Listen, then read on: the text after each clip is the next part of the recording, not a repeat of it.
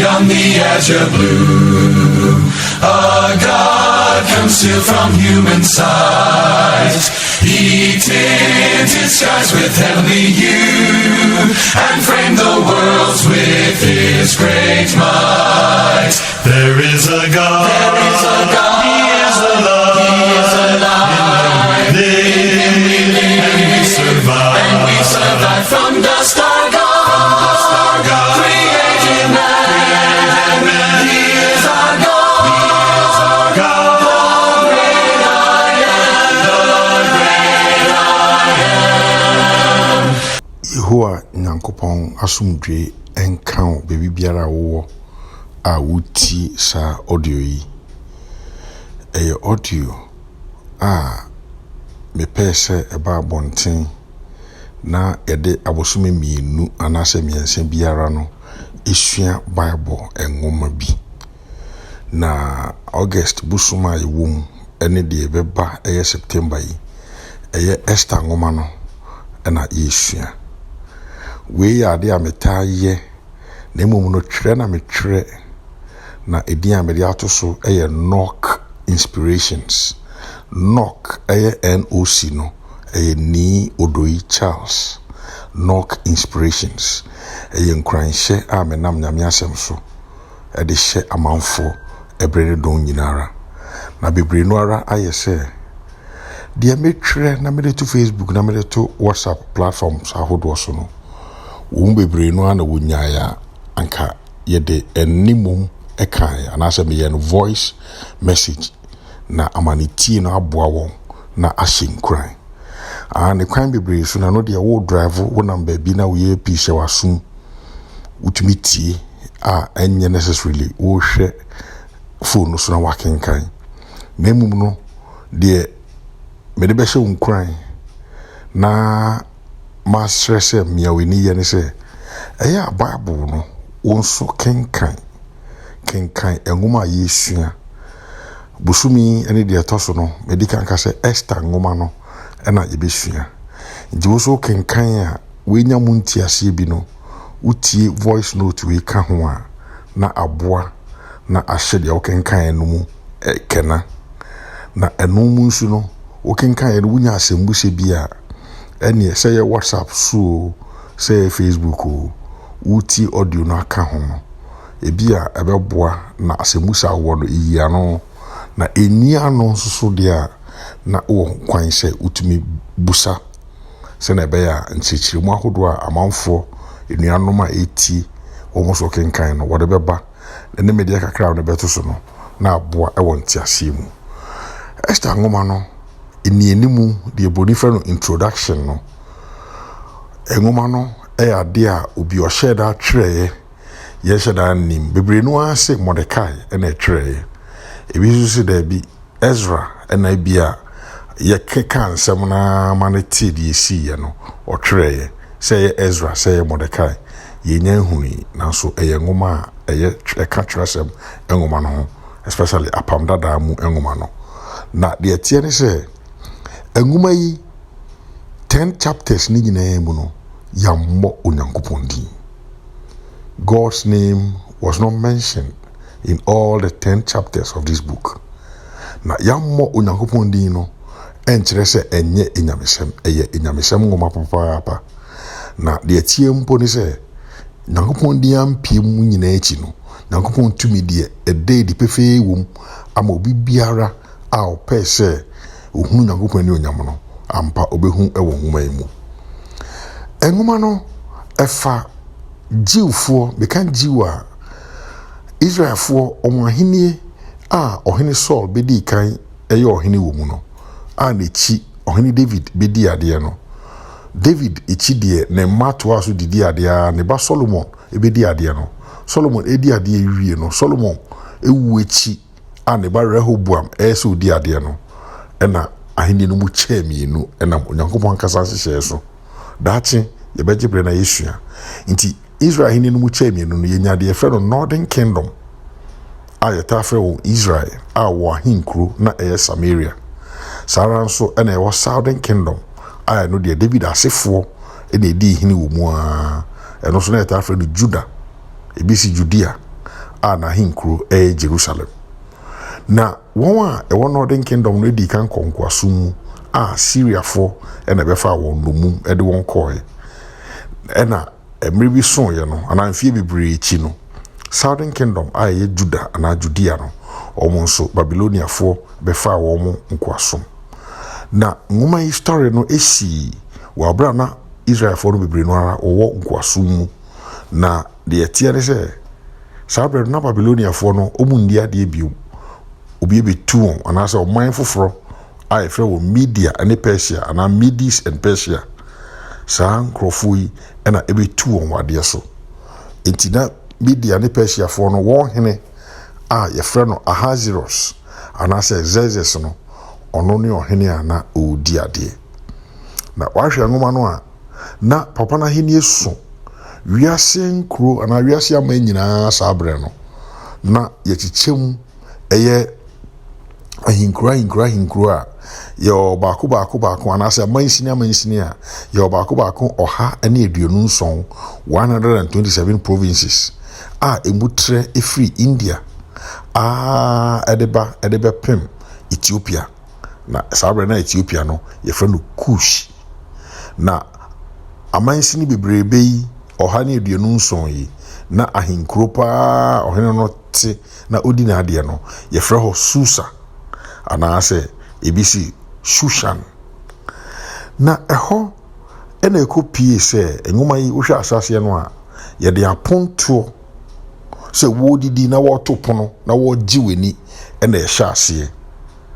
Na mfimfim hɔ baabi no abra Esther ɛbɛyɛ ɔhema wɔ ahemfi hɔ no, ɔno nso to apono ahodoɔ a ɛno deɛ ɔtoma ɔhene no ɛne n'adamfo anaasɛ mpanimfoɔ a na ɛdi adeɛ ɛwɔ n'ase no, wɔn mu baako a ɛfrɛ no Haman. Esther to pono ɛne wɔn nyɛ didi mprenu. Na nwoma no bɛwie koraa nso no yɛde apontuo kuro yara ɛna ɛwie nwoma no. Na ɛbaa ne sɛn ɛno nso na Israelfoɔ no nanka ɔtamfo bi apam wɔn so a wɔbɛkum Israelfoɔ atɔre wɔn ase koraa mekyerɛ Jewfoɔ no. Wɔn sɛ saa bere deɛ ɛyɛ Juda nanso yɛka Israelfoɔ ɔmo na yɛka saa bere. Na ɛdeɛ ɛtaa de from yɛ Jewfoɔ ɛyɛ Juda no ɛna yɛtwa no short. Na deɛ teɛ ne sɛ ɔtamfo yi pɛɛ sɛ ɔbɛtɔ wɔn so werɛ na wasɛ wɔn nyinaa tɔ wɔn ase no, Onyankopɔn nam n'anwonwa kwan so etwitwa gye wɔn. Yɛwura nwoma no mu akenkan no wei nyinaa bɛda adi.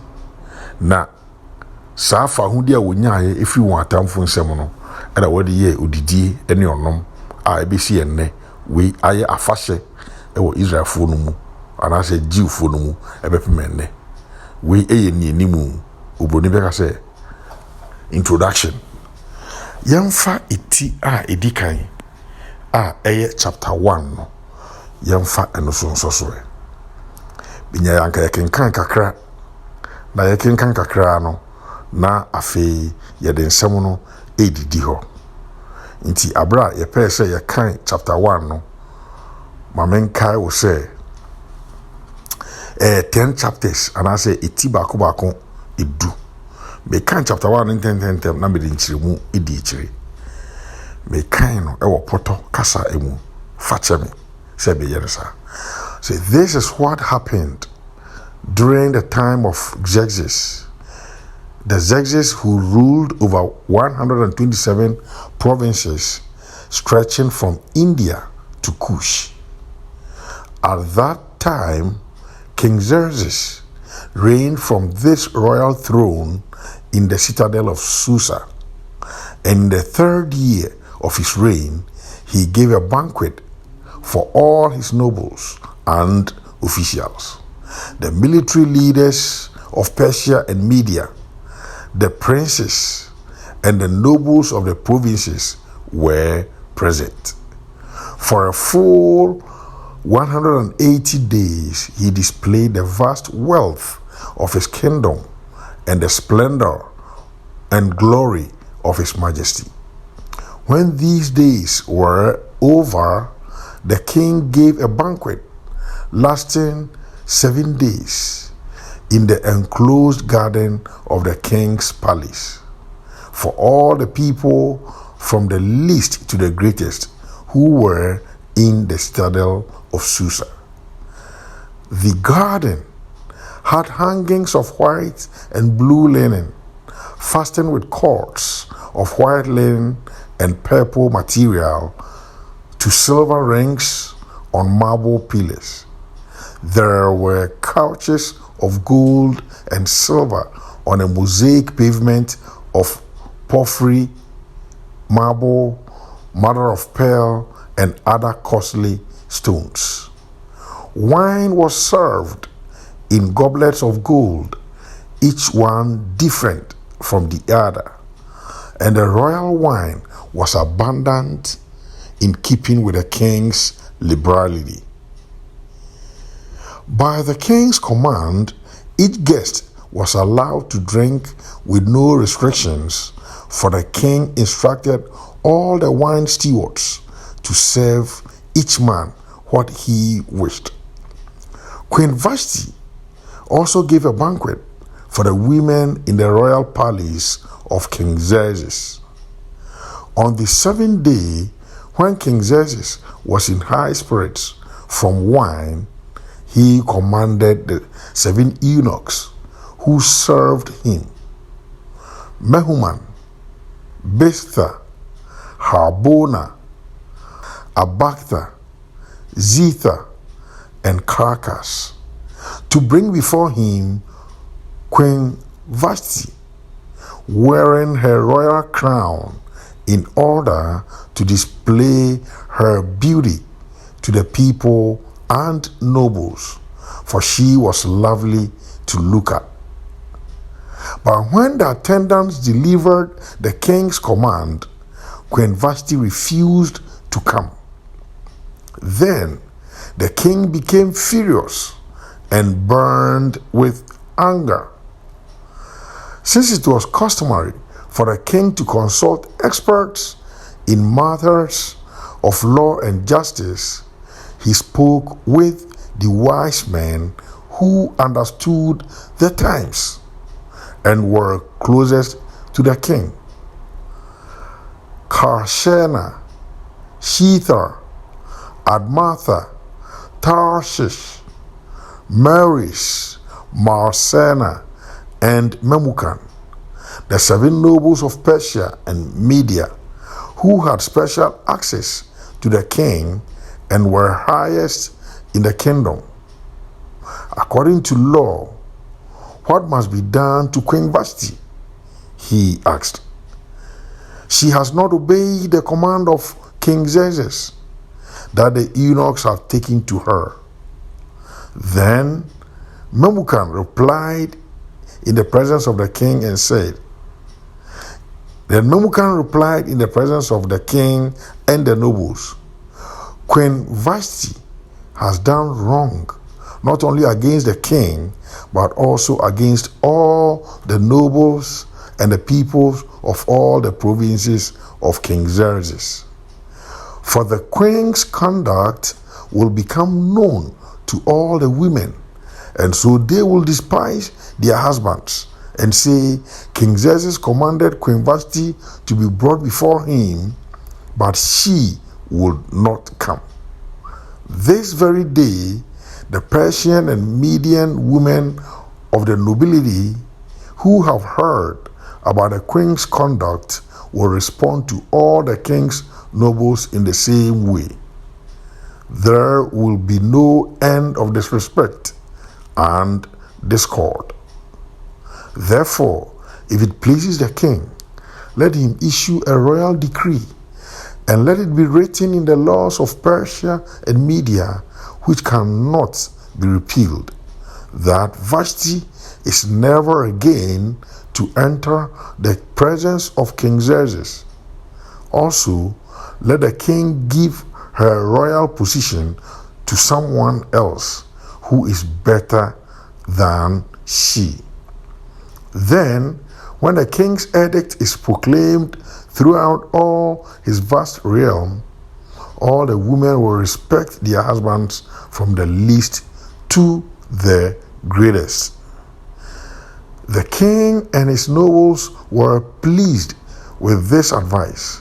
So the king did as Memucan proposed. He sent dispatches to all parts of the kingdom, to each province in its own script, and to each people in their own language, proclaiming that every man should be ruler over his own household, using his native tongue. Adofo, asɛm no ɛna yakenkan no ɛyɛ itiri a edikan ɛne nsɛm a ɛwɔ mu. Na sɛ wetie akenkan yi a anaa sɛ wofa wotwerɛ sɛm na wokenkan wotwi mu a ɛna megye sɛ wate na ɛsiiɛ no. Na ɔtwerɛfoɔ no ɛkyerɛkyerɛ ɔhene no a ɔda ɛnyɛ na memu nko a na mmom no agyapadeɛ tumi sika ne nneɛma a ɔwɔ edi. Na wei wayɛ ama amanfoɔ abɛhwɛ abosom bɛyɛ sɛ nsia 180 days abosom bɛyɛ nsia. Na ɛno mu no ɛna wɔto apono a apontoɔ no ɛdii ɛnanson. Na apontoɔ yi ase ensa ebuso aduane ebuso wo mu didi ame bebree ana waano mo nsa so aboboro. Na twerɛfo no ma yɛte ase sɛ ɔhene no aboro na nsa na afa n'ani so ebi no ɔpɛ sɛ ɔhema a ɛyɛ ne yere Vashti ɔba de na ho ɔfɛ ɛba bɛkyerɛkyerɛ na amansan nyinaa hunu no sɛnea ne ho ɔfɛ ɛfa. Ɔdɔfo ahai ɛna ɔhema no ankɔ ɔhene ne frɛ. Mpɛ bebree no wokan wei a deɛ ba wadwene mu ane sɛ ɔhema yi webu ɔhene n'animtia twerɛ kronkron se ɛma mbrɛbrɛ wɔn ho ase ɛma wɔ kununom ayerenom mbrɛ wɔn ho ase ma wɔ kununom ɛyɛ ampa. Twerɛ kronkron ka saa na ma membusa sɛ twerɛ kronkron ka sɛ ɔyere mbrɛ ne ho ase ma okunu a adeɛ biara a okunu bɛka sɛ ɔyere ne yɛ no ɛna ɛsɛ sɛ ɔyere ne yɛ anaa. Wei asɛm sɛ bɛwo dwendwene ho ma sɛ mbusa no adeɛ biara a okunu bɛka sɛ ɔyere nyɛ no ɛsɛ sɛ ɔyere yɛ anaa. ɛno na ɛkyerɛ sɛ ɔbrɛ ne ho ase ama ne kunu anaa. wonnyi nni sɛ okunu no bɛtumi akyerɛ biribi sɛ ɔyere nyɛ yɛ a saa de korɔ no ɛnhyɛ onyankopɔn anuonyam a ɔbaa n'ankasa nso so no ɛma ne maayɔ ɛngyina. ɛnyɛ dɛ mepa akyerɛ ne sɛ mɛmma mfa buo ma wɔ kunu no mu wɔ daabi. megye Bible di ɛgye Bible asɛm ɛtum sɛ ɛyerenom ɛmmerɛ wɔ ho ase ɛma wɔn ankasa wɔn kununom sɛnea Paul kaeɛ ɛwɔ Afisofoɔ nwoma 8:5 no ɛmu. Na wei deɛ hwɛ bibi ɔhene anom nsa aboro ɛgye sɛ wokunu boro nsa a bu n'anim tia. Na deɛ bibusa ne sɛ ne ho a ɔsɛ ɔmfa mbɛkyerɛ no na ɔde bɛkyerɛ sɛn. Oyi ne ho ama na aka ne ntare ni bi ɛde abɛkyerɛkyerɛ sɛnea maa binom yɛ no. Bible anhyɛ da anka ne saa. Na emu no sɛ wonim tete abakɔsɛm a pɛ bebree no ɛmaa de wɔ ho kyerɛ ɛwɔ saa bea no a ɛnyɛ Nyankopɔn man no. Ebia na sɛnea wɔhyehyɛ ntadeɛ bi ma yɛhunu wɔn ho ebi no ebia na yɛ no a gyabrɛ no nti na ɔbaa na nkɔ a minim. Sɛ ɛnyɛ no deɛ a ɛne na ɔbaa na mpara webu ne kunu animtia. Na what if deɛ ɔhene no so ɔmbɛyɛ no ɛmma ne dignity ɛndɛ di na ɛnhyɛ Nyankopɔn so anuonyam ɛyɛ no nso ɔbɛka ne sɛn. Nti dwendwene ho na yɛntie wo so wadwenkyerɛ sɛ adeɛ biara a okunu bɛka sɛ ɔyere nyɛ no ɔnyɛ anaa ɛsiane sɛ ɔmpɛ sɛ ɔbɛbu ne animtia. Na mekae wo sɛ twe wadwene kɔsi Ananias ɛne na yere Safira so. Megye di sɛ wɔn bɛnu yɛ adwenkorɔ na wɔtɔn asase na wɔabɔ de ro sɛ wɔde sika nyinaa brɛ asafo no na wɔde aboa hiafoɔ na wɔamfa nkɔ no okunu ne ɔyere adwene ho na ɛfa saa apam no. What if ɔbaa no susu sɛ me kunu anaa me wura adwene a wenya sɛ yɛmfa sika no bi nkɔ ma yɛmfa bi nkɔ no wadi kan bɔde ro dada sɛ wokɔtɔn de sika nyinaa aba na wokɔ so wokɔka sɛ sika yɛtɔn yɛ nyinaa na yɛde aba no ɛyɛ atorɔ wɔ Nyame anim. Adɛn nti ɛna woma yɛndi nokorɛ yɛde fa na ɛkɔ a yɛnkɔka sɛ yɛfa ɛnyɛ saa so na yɛpɛ de onyam sɛ yɛde ne nyinaa kɔde a ɛdɛ yɛnka ne saa na yɛmfa ne nyinaa so nkɔ. So ɔyere no enya adwen foforɔ different from okunu no a wobɛka sɛ webu ne kunu anim ti anaa. Nti okunu ɛde Onyankopɔn hwanya ɛna ɛsɛ sɛ wodi ne ni ɛwɔ awareɛ mu. Media ma adwen kyerɛ me sɛ Onyankopɔn sɛ ɛma anaasɛ yerenom mmerɛ wɔn ho asɛm a wɔn kunu no mu a ade a ɛnhyɛ Onyankopɔn ne onyam mu no ɛsɛ sɛ ɛma gyina na wɔgyina ma Onyankopɔn na wɔndi wɔn kunu no mu akyi ankɔyɛ bɔne. Sansa apam dada no ɛma yɛte aseɛ sɛ ɛndi dudu akyi ɛnkɔyɛ bɔne ɛwɔ Exodus nwoma no mu.